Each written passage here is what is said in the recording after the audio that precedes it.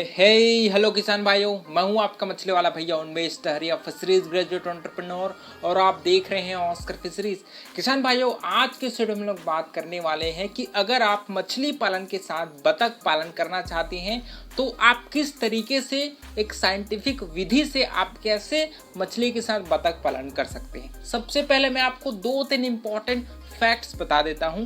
अगर आप मछली पालन के साथ बतख पालन करते हैं तो आपको मछली की जो प्रोटीन की ज़रूरत होती है उसका 3% है वो बतख के जो बीट होता है, जो पॉटी होता है, उससे मछली को प्राप्त होती है। साथ ही साथ जब बतख आपके तालाब के सरफेस में मिट्टी को खोदती है तो इससे तालाब में न्यूट्रिएंट्स का मिक्सचर होता है पानी में, जिससे तालाब में प्राकृतिक भोजन है उसकी मात्रा बनी रहती है। साथ ही साथ एक बतख लगभग एक दिन में आपका 150 ग्राम तक की जो पॉटी है वो तालाब में छोड़ती है, जो तालाब में मछली के खाने के रूप में और प्राकृतिक भोजन को बनाने में मददगार साबित होती है। तो दोस्तों, सबसे पहले जब भी आप बतख के साथ मछली पालन करिए तो सबसे ज़्यादा आपको ध्यान देना है कि मछली किस लेयर की कितनी संख्या में हम लोग स्टॉक कर सकते हैं। सबसे पहले जो अपर लेयर मछली है उसको लगभग आपको 40% की संख्या में डालनी है। मतलब टोटल आप पर एकड़ में 2000 से 2500 की संख्या में आप फिंगरलिंग बच्चे अपने तालाब में छोड़ सकते हैं, जिसमें अपर लेयर 40%, मिडिल लेयर 30% और जो बॉटम लेयर है वो भी 30%। तो टोटल आप 2000 से 2500 की संख्या में।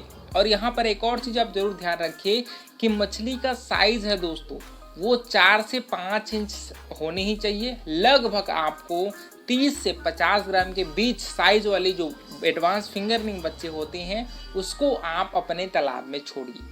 अब बात करें अगर बतख की, बतख आपको पर एकड़ कम से कम 100 से 125 की संख्या में बतख है वो छोड़ने हैं। बतख के चूजे, ये आपके तालाब में अलग से आपको खाना खिलाने की ज़रूरत नहीं है। बतख को आप जो आपका जो पोल्ट्री का जो खाना आता है कंपनी वाली वो खिलाइए। साथ ही साथ अगर वो नहीं है तो जो राइस ब्रान आती है उसको आप पोल्ट्री के खाने में मिक्स करके आप उसको अपने बतख को खाना खिलाइए। और बतख के लिए आप अपने तालाब के मेड़ में आप एक छोटा सा डक हाउस बनाइए। डक हाउस लगभग एक बतख को 40 सेंटीमीटर की ज़रूरत पड़ती है उसके स्पेस की। तो आपको उसके हिसाब से कम 100 से 125 जितना बतख आ जाए उतना बड़ा आप एक डक हाउस बनाइए। अपने हिसाब से कंक्रीट का बना सकते हैं, हवादार होना चाहिए ताकि हवा है वो आपके घर से पास आउट हो जाए। ठीक है, तो इस प्रकार से अगर आपका तालाब छोटा है, कम से कम 1 एकड़ का तालाब हो जिसमें आप 2500 से 2000 के बीच में फिंगरलिंग बच्चे डालिए और पर एकड़ आप 100 से 125 की संख्या आप बतख कर रखिए, है ना। और ये आपके मछलियों को अलग से खाना खिलाने की ज़रूरत नहीं है। जो बतख का वेस्टेज होगा वो मछली के खाने के रूप में प्रयोग हो जाएगा। जब हम मछली के साथ बतख पालन करते हैं दोस्तों तो हम लोग अलग से उसमें फीड नहीं डालते, क्योंकि इसमें क्या होता है, इसको हम लोग इंटीग्रेटेड एक्वाकल्चर कहते हैं, मतलब मछली के साथ बतख पालन। इसमें जो बतख का वेस्टेज होता है वो मछली के खाने के रूप में प्रयोग हो जाता है, जिसकी वजह से हमारा फीड कॉस्ट लगभग 0 आता है। मतलब अलग से हमको फीड कराने की ज़रूरत नहीं है, सिर्फ बतख को आप फीडिंग कराइए और उसका जो वेस्टेज है वो मछली के खाने के रूप में यूज़ हो जाता है। तो ये मोटा मोटी मैंने आपको एक जानकारी दे दी है। इसी के हिसाब से आप अगर आप मछली के साथ बतख पालन करना चाहते हैं तो ज़रूर इस चीज़ को फॉलो करिए।